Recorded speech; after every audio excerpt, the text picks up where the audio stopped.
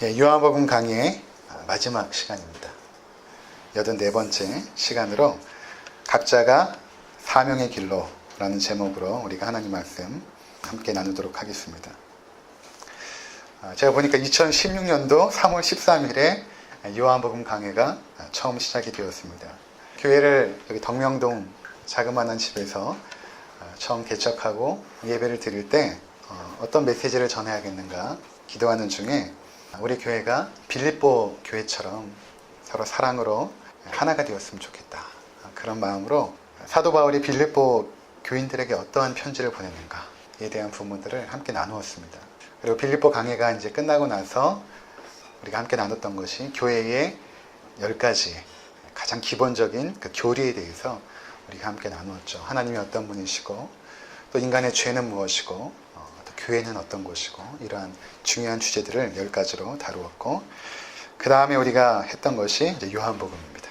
요한복음을 했던 중요한 이유는 하나님의 말씀의 중심 또 교회의 중심이 예수 그리스도이기 때문에 우리가 예수 그리스도에게 좀 더 집중해야겠다. 그분의 인격은 어떻고 또 그분을 믿는 것이 과연 무엇인가에 대한 부분들을 저도 궁금했고 또 함께 나누고자 요한복음 강의를 진행을 했던 것입니다. 그리고 이제 오늘 대단원의 마지막이 되었습니다. 요한복음이 이제 마무리가 오늘 되는데 다른 마태마가 누가복음하고는 굉장히 다릅니다. 마태마가 누가복음은 굉장히 비장하고 박수 소리가 들리는 것 같고 환호 소리가 들리는 것 같고 그런 무게감이 있는데 요한복음의 끝은 조금 다르게 끝나요. 베드로와 예수님 간의 그 짤막한 대화를 통해서 요한복음이 이제 마무리가 싹 되는 것입니다. 그래서 공부해 보니까 참 의미가 있어요. 이거 참 우리 가운데 의미가 있습니다. 그래서 오늘 이 마지막 장면을 우리가 함께 나누고자 하는 것입니다. 첫 번째로 우리가 살펴볼 것은 왜 마지막에 요한복음의 마지막에 베드로라는 인물에 주목하는가라는 것입니다. 베드로라는 인물에 주목하는가. 마태복음처럼 너희는 모든 족속으로 제자를 삼고 아버지와 아들과 성령의 이름으로 세례를 주라. 볼지어다 내가 세상 끝날까지 너희와 항상 함께 있으리라. 이렇게 딱 끝나지 않고 베드로와 대화를 하고 이 마지막에도 약간 좀 엉뚱해요. 너는 나를 따르라. 그리고 이제 딱 끝난단 말이에요. 왜 베드로에게 주목하는가라는 것입니다. 그것은 베드로라는 인물은 죄와 허물로 죽은 실패한 하나님의 백성의 대표인 것입니다. 이것을 우리가 이해할 필요가 있습니다. 그래서 예수님께서 요한의 아들 시몬아 이렇게 부르신 것이죠. 요한의 아들 시몬아. 베드로라고 부르지 않고 요한의 아들 시몬아. 너의 정체성이 무엇이냐? 너는 베드로가 아니다. 요한의 아들이다. 그러나 내가 너를 베드로로 만들어 갈 것이다. 라는 그런 의미가 있었죠. 그래서 베드로는 주님 앞에 내가 주님을 사랑합니다. 라고 고백했지만 그의 사랑의 결단이나 그의 의지나 노력으로 예수 그리스도를 결코 따라갈 수 없는 허물 많고 연약함이 많은 하나님의 백성이라는 것입니다. 베드로는 수제자 아닙니까? 12제자의 대표. 다른 말로 하면 우리 성도들의 대표가 되는 것입니다. 그러니까 베드로 안에 우리가 포함되어 있는 것입니다. 어찌 보면 신앙생활이라는 것은 우리 자신이 얼마나 죄인이고 연약하고 허물 많은 존재인지를 보여주는 과정입니다. 신앙생활이 그래요. 여러분들이 정말로 신앙생활을 똑바로 하시면 똑바로 한다는 것은 무엇인가 하면 신앙으로 현실을 도피하거나 회피하는 것이 아니라 내가 신앙을 가지고 현실의 삶을 직시하고 살아가는 사람은 철저하게 무엇을 깨닫는가 하면 내가 정말 형편없구나. 내가 하나님 앞에서 너무나 부끄러운 죄인이구나. 나에게는 아무런 소망이 없구나. 라는 사실을 깨닫게 되는 것입니다. 하나님 앞에서 가졌던 믿음 그리고 나름 내가 성숙했다라고 가졌던 그 인격조차도 나를 자극하고 힘들게 하는 상황 앞에서는 번번이 무너졌던 것입니다. 우리는 그때마다 분노했고 그때마다 고함을 질렀습니다. 예수님께서 내 양을 돌보라고 했지만 지난주에 살펴본 것처럼 내 양이라는 것은 가까운 나의 이웃들 아닙니까? 먼저는 가족. 그렇죠? 돌보라고 했지만 내게 허락되어진 가족들조차도 인내하고 참아내지 못했습니다. 그러면서 우리 하나님 앞에 나와서 기도도 하고 경배도 하고 봉사도 드립니다. 그런데 그러한 나의 인격과 믿음, 그리고 내가 현실의 삶에 들어와서 가까운 사람들에게 하는 나의 믿음과 인격이 다른 것이라고 생각을 합니다. 내가 간절하게 기도하고 있는 그 믿음이 진짜라고 생각하고 집에서 고함을 지르고 분노하고 하는 내 믿음은 전혀 별개의 것이라고 생각을 하는 것입니다. 그렇지 않습니다. 그것은 우리의 착각입니다. 현실의 삶에서 보여주는 나의 믿음과 인격이 나의 수준이에요. 그게 내 모습입니다. 그 믿음과 인격으로 하나님을 섬긴다고 했던 것입니다. 지금까지 우리가. 내 인격의 바닥을 보지 않습니까? 우리가 살아가면서 그 바닥난 인격으로 하나님을 섬긴다라고 했던 것입니다. 이것을 알면 우리가 하나님 앞에서 내가 주님을 위해서 무엇을 하겠습니다 라고 하는 그런 결단과 서원들이 얼마나 헛된 것인가를 깨닫게 되는 것입니다. 여러분, 우리의 최근의 삶을 한번 돌아보시기 바랍니다. 그때 그 상황에서 과연 예수님이라면 그렇게 하셨을까? 나를 계속해서 자극하는 그 상황, 나를 힘들게 하는 그 환경 속에서 예수님이라면 과연 나처럼 반응하셨을까? 그렇지 않았을 것입니다. 우리가 예수님을 따라간다고 하지만 그때 나의 모습은 예수님과 같지 않았습니다. 여러분, 우리는 결코 예수님을 따라갈 수 없는 자들입니다. 이것을 요한복음 마지막에서 보여주는 거예요. 그래서 불안한 것입니다. 나의 참모습을 발견한 자들은 불안하죠. 내가 어떻게 이런 모습으로 하나님 앞에 나가고 하나님 나라에 데려갈까? 제자들 가운데 베드로만큼 예수님을 가까이 했던 사람이 없었습니다. 그는 예수님과 함께 다니면서 수많은 이적을 체험했습니다. 죽은 나사로가 살아나는 것도 베드로가 보았죠. 그 자리에 있었습니다. 베드로가 요한과 야고보와 함께 예수님과 산에 갔죠. 거기서 예수님께서 그 옷이 하얘지고 그 몸에서 광채가 나는 것을 발견합니다. 그리고 하늘로부터는 음성이 들리죠. 이는 내 사랑하는 자여 기뻐하는 자라. 하나님의 음성이 들립니다. 그 자리에 베드로가 있었어요. 그리고 그 음성을 들었습니다. 그리고 뭐라고 말합니까? 주님, 내가 여기가 너무 좋사오니 여기서 우리 초막셋을 짓고 삽시다. 이렇게 말했던 자가 베드로입니다. 주님께서 너는 나를 누구라 하느냐? 라고 물어봤을 때 주는 그리스도시요 살아계신 하나님의 아들입니다. 라고 고백했던 자입니다. 베드로는 예수 그리스도를 믿었던 자예요. 하나님의 아들이라고 고백하고 믿었습니다. 그러나 그는 또한 너무나 쉽게 예수님을 부인했던 것입니다. 너무나 쉽게 부인했어요. 우리 삶에 하나님께서 주신 은혜의 사건들이 얼마나 많습니까? 하늘을 여러분 이렇게 돌아보면 얼마나 많습니까? 그 중에 기억에 남는 것들은 아마 몇 가지일 것입니다. 기억하지 못하는 수많은 그 하나님의 은혜의 손길들이 있었죠. 그 순간순간마다 하나님의 은혜를 찬양하고 기뻐하고 감사했을 것입니다. 그리고 우리가 하나님 앞에 고백했죠. 내가 주님을 위해서 이렇게 살겠습니다. 내가 주님을 따라가겠습니다.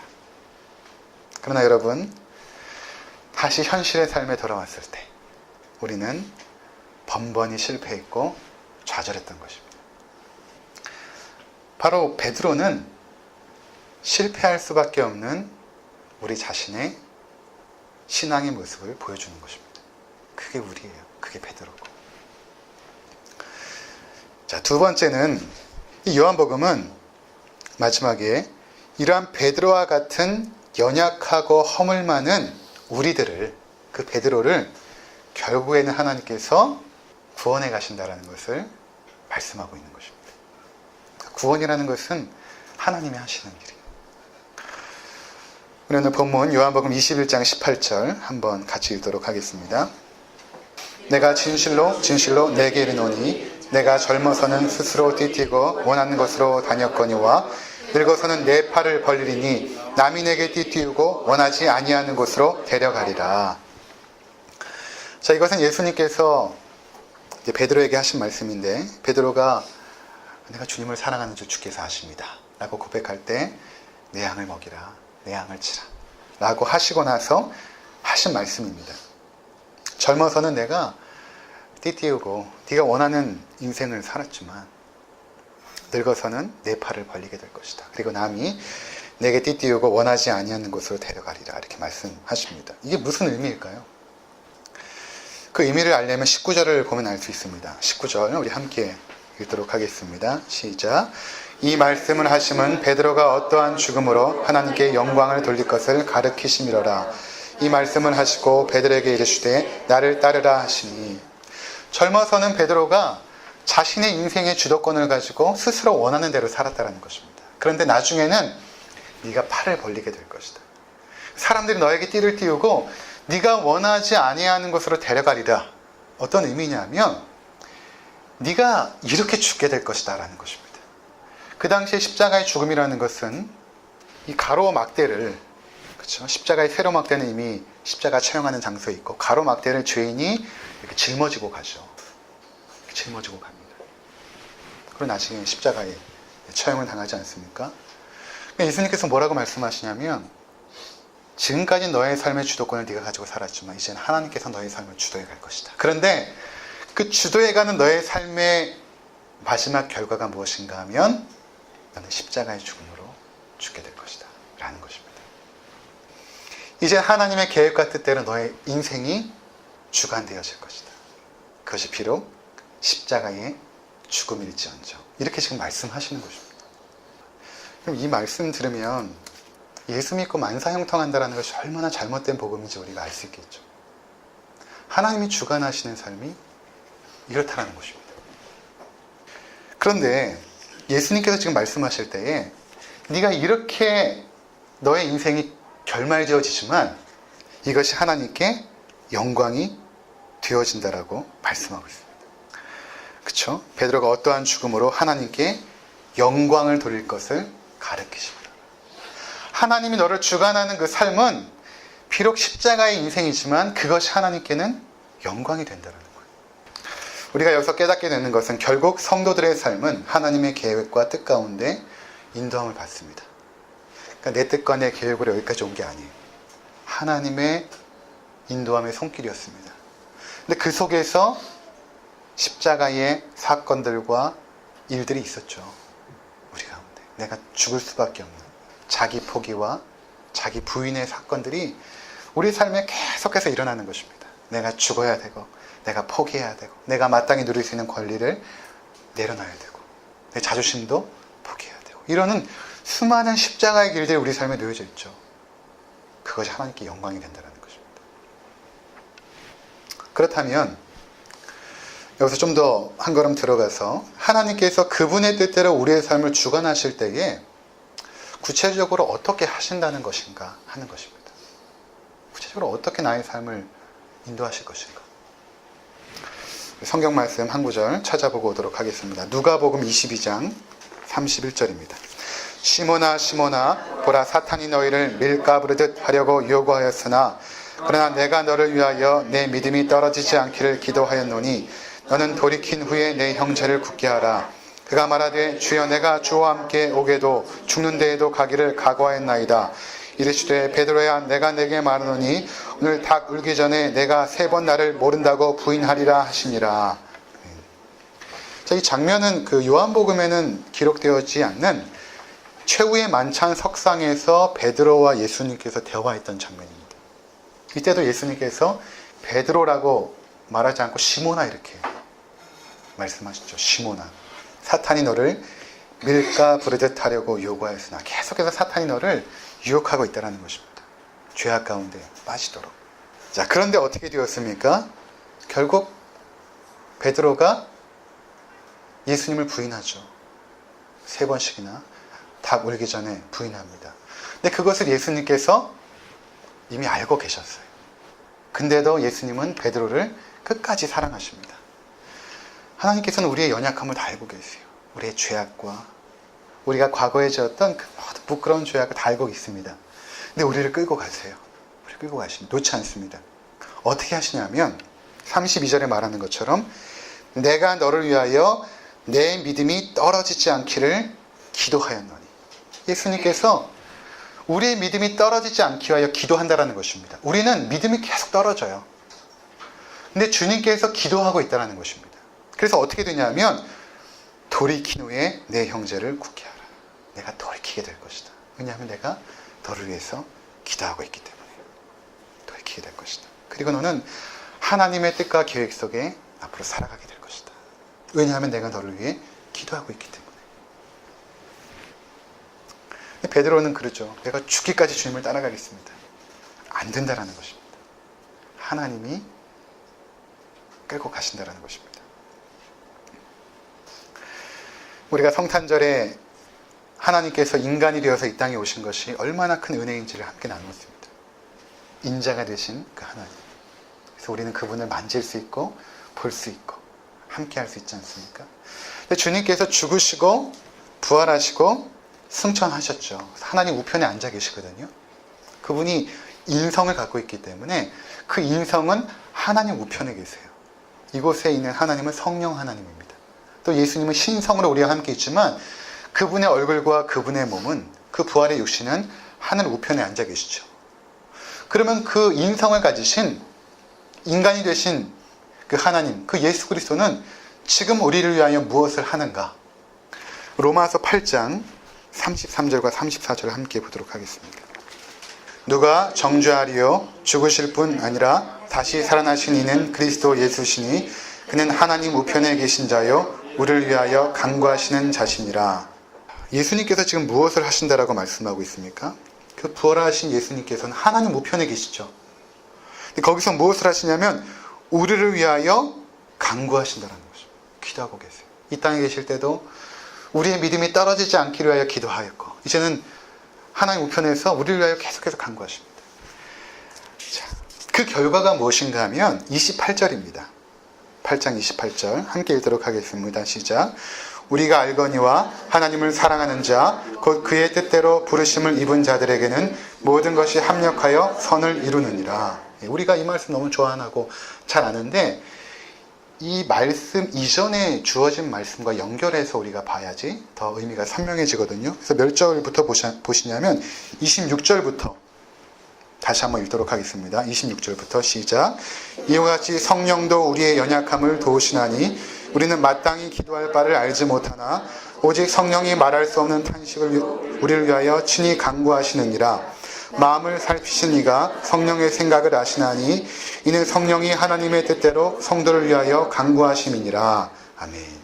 이 결과가 이제 그러니까 하나님 보좌 우편에서 예수님께서 지금 기도하고 계시고 이곳에서는 지금 누가 우리를 위하여 기도하냐면 성령님께서 기도하십니다. 우리는 때로는 마땅히 빌 바를 알지 못해요. 여러분 아닙니까? 여러분의 인생을 위해서 가장 선하고 하나님이 기뻐하신 뜻이 무엇인 줄 압니까? 몰라요. 그냥 내 수준에서 최선이지.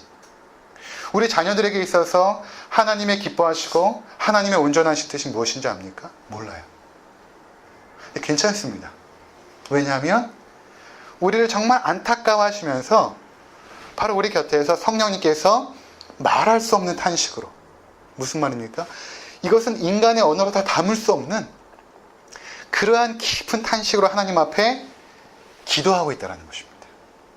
성도를 위하여 간구하십니다. 하나님의 뜻대로. 그 결과가 무엇인가? 모든 것이 합력하여서, 우리의 삶 가운데 모든 것이 합력하여서 하나님의 선을 이뤄가고 있다는 것입니다. 그것이 하나님께 영광이 되는 것입니다. 자, 그러니까 베드로의 삶이 하나님 앞에 영광이 되어졌을 때 그것은 하나님께서 그를 인도하시면서 바로 예수님께서 하나님 앞에 하나님 베드로가 믿음이 떨어지지 않게 내가 구하오니 하나님 들어주시옵소서. 하나님 베드로가 앞으로 하나님의 영광을 위해서 십자가를 지는 삶을 살 터인데 그가 그 길을 기쁨으로 가게 하옵소서 기도하는 것입니다. 베드로가 억지로 십자가를 졌겠습니까? 기쁨으로. 전설에 얘기하면 나는 그리스도와 똑같이 십자가를 질 수 없으니 거꾸로 매달아 달라 해서 그가 거꾸로 매달려 죽었다고 하지 않습니까? 자, 지금 이곳에 우리와 함께 계신 성령님께서 우리를 위해서 기도하시고 하나님 우편에서는 주님께서 기도하십니다. 그 결과 우리의 삶이 하나님의 인도하심과 그분의 선한 뜻이 이루어지는 것입니다. 계속 이뤄가고 있어요. 자, 마지막 네 번째는 사명은 각자가 감당한다라는 것입니다. 베드로가 이제 예수님과 함께 식사를 마치고 나서 이제 바닷가를 걸어간 것 같아요. 아마 이 성경을 보니까 베드로와 예수님하고 단둘이서 이제 먼저 앞에 가고 6명의 제자들이 이제 뒤를 따르고 있었습니다. 요한과 더불어. 그래서 20절에 보면 베드로가 돌이켜 요한복음으로 다시 넘어오시고 요한복음 21장 20절에 보시면 베드로가 돌이켜, 그렇죠? 베드로가 이제 돌이켜서 예수께서 사랑하시는 그 제자가 따르는 것을 보니 그는 만찬석에서 예수의 품에 의지하여 주님을 파는 자가 누구오니까 묻던 자더라. 요한이죠. 예수님 곁에 이렇게 누워 있었잖아요. 베드로가 예수님 파는 자가 누구입니까? 물어보고 싶었지만 이미 그 전에 예수님과 몇 번의 이제 충돌이 있은 후에 이렇게 고갯짓으로 네가 좀 물어봐라. 이렇게 했을 때 베드로가 그렇게 사인을 보냈을 때 예수님 곁에 요한이 이렇게 누워 있었습니다. 그 사랑받는 그 제자. 그러니까 베드로가 궁금한 것은 무엇인가 하면 주님, 저 제자는 어떻게 되겠습니까? 물어본 것입니다. 근데 예수님께서 이렇게 대답하세요. 22절부터 보면 예수께서 이르시되 내가 올 때까지 그를 머물게 하고자 할지라도 내게 무슨 상관이냐? 너는 나를 따르라 하시더라. 이 말씀이 형제들에게 나가서 그 제자는 죽지 아니하겠다 하였으나 예수의 말씀은 그가 죽지 않겠다 하신 것이 아니라 내가 올 때까지 그를 머물게 하고자 할지라도 내게 무슨 상관이냐 하신 것이로라. 무슨 말인가 하면 그 제자의 앞으로 감당해야 될 사명은 네가 상관할 바가 아니라는 것입니다. 너는 나를 따르라. 그 말씀을 하고 있는 것입니다. 즉 예수님께서 우리에게 찾아오시고 우리를 부르시고 주시는 그 사명, 그것은 굉장히 개인적인 것입니다. 그리고 배타적이에요. 그 누구도 침범할 수가 없어요. 이 부분만큼 그렇습니다. 사명은 각자가 감당하는 것입니다. 아무리 가까운 부부 사이일지라도 사명에서만큼은 침범할 수가 없는 것입니다. 그가 하나님 앞에 받은 사명 존중해줘야 되는 것입니다. 그리고 또한 우리의 관심은 다른 사람이 그 사명을 어떻게 감당하느냐가 아닙니다. 내 자신이에요. 나와 예수님과의 개인적인 관계인 것입니다. 그런 거 상관하지 마세요. 주변에 뭐 교회의 비리, 어떤 목회자의 연약함 상관하지 마세요. 그 사람이 하나님 앞에서 감당하는 것입니다. 우린 내 사명만 감당하면 되는 것입니다. 부모나 남편이나 아내나 자식도 이 부분에서만큼은 함께 할 수가 없어요. 그렇지 않습니까? 비록 내 자녀이지만 우리가 그들을 하나님 앞으로 인도할 수가 없습니다.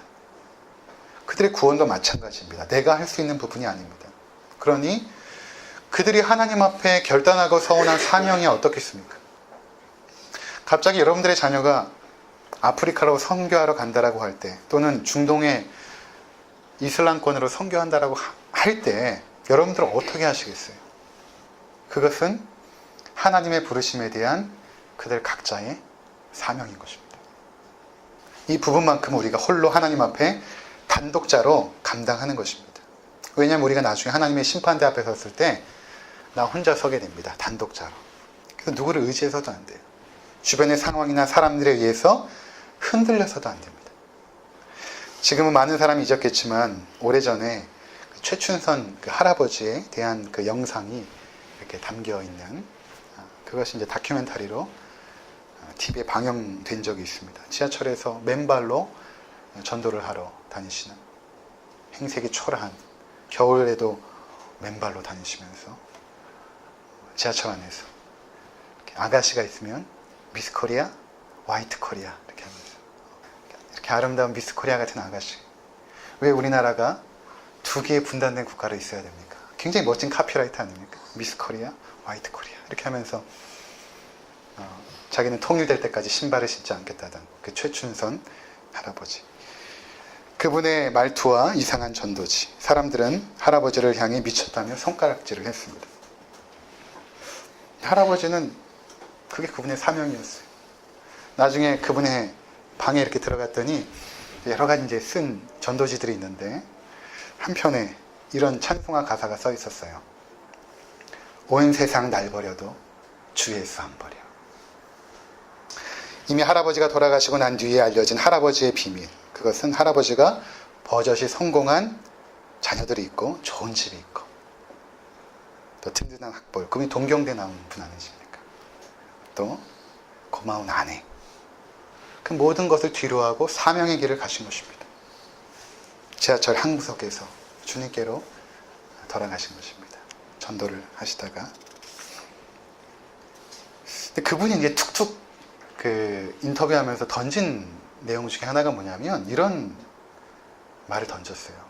사명은 각자가. 그렇게 말씀하세요. 많은 말씀을 하지 않으셨어요. 그냥 인터뷰하다가 그 PD에게 중간에 사명은 각자가. 이렇게 이제 말씀을 하셨단 말이에요. 자, 그 영상이 언뜻 생각이 들었습니다. 우리가 요한복음을 이제 마무리하면서 우리의 삶이 과연 어떻게 앞으로 살아가야 될 것인가. 그래서 하나님 앞에서 나에게 주신 그 사명을 감당하며 살아가는 것입니다. 그것을 하나님께서 이루어 가십니다. 지난번에 말씀드린 것처럼 사명이라는 것이 여러분 그렇게 아프리카에 가서 복음을 전하고 가난한 지역에 가서 헌신하고 그것도 귀한 사명이에요. 근데 그것만이 사명이 아닙니다. 그것만이 사명이 아니에요. 병들어 홀로 누워있는 나의 부모님을 돌보는 것이 나의 사명일 수 있어요. 그것이 더 어렵습니다. 여전히 변하지 않는 내 남편과 아내를 인내하고 참아내며 사랑으로 덮어주는 것. 사명일 수 있습니다. 감당하기 어려운 나의 자녀들을 끝까지 마음에 품고 눈물로 기도하며 사랑해주는 것. 그게 사명일 수 있어요. 거기다 도피하지 마세요. 도피해서 어디로 가지 마세요. 그게 내 사명. 이 땅은 지나가는 곳입니다. 우리가 정말 바라보는 땅은 하늘의 본향입니다. 최추선 할아버지가 그렇게 사셨습니다. 이 땅이 아닌 주님이 계신 그 본향을 향해서 그렇게 한 걸음 한 걸음 걸어가시는 우리 믿음의 백성들 되시기를 주의 이름으로 축원을 드립니다. 기도하시겠습니다. 우리 시간 기도하실 때 하나님, 우리가 요한복음을 마지막으로 살펴보면서 우리의 삶이 결국 하나님께서 이끌어주시는 그 십자가의 삶으로 나아감을 깨닫게 해주시니 감사드리고 그 영광의 길로 우리가 걸어가게 하시고 기쁨으로 걸어가게 하시고 각자가 맡은 그 사명을 감당하며 살아가는 우리 모두가 되게 하옵소서. 우리 자신을 위해서 함께 기도하도록 하겠습니다. 기도하시겠습니다. 하나님 고맙습니다.